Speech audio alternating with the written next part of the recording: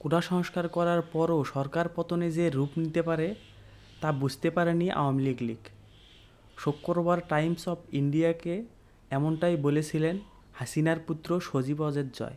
সরকারি চাকরিতে কোটা সংস্কার আন্দোলনে তৈরি হওয়া বিক্ষোভকারীদের দাবি নিয়ে ও তা সংস্কার করার পরেও সরকার পতন হয় ক্ষমতাসীন আওয়ামী লীগের। ছাত্র জনতার ওপর নির্বিচারে গুলি চালানোর সিদ্ধান্ত নিয়েও শেষ পর্যন্ত ক্ষমতা ধরে রাখতে পারেনি দলটি। বল প্রয়োগ করে বিক্ষোভ দমন নিপীড়নের নিষ্ঠুর নজির আর এমনটাই কাল হলো আওয়ামী লীগের। জয়ের ভাষ্যমতে সরকার পরিচালনায় ভুল থাকে, কিন্তু তারা ভুল সংশোধনের মতো যথেষ্ট সুযোগ পাননি।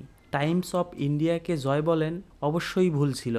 আপনি যখন একটি দেশ পরিচালনা করেন তখন প্রত্যেক দিনই অনেক সিদ্ধান্ত নিতে হয়। আওয়ামী লীগ আত্মদর্শনে বিশ্বাসী করে এবং আমরা তার জন্য প্রস্তুত ছিলাম, কিন্তু এবার সেই সুযোগটা আমরা পাইনি। আমরা কখনোই বুঝতে পারিনি আন্দোলনকারীদের দাবি মেনে নেওয়ার পরও পরিস্থিতি এমন দ্রুত পাল্টাবে।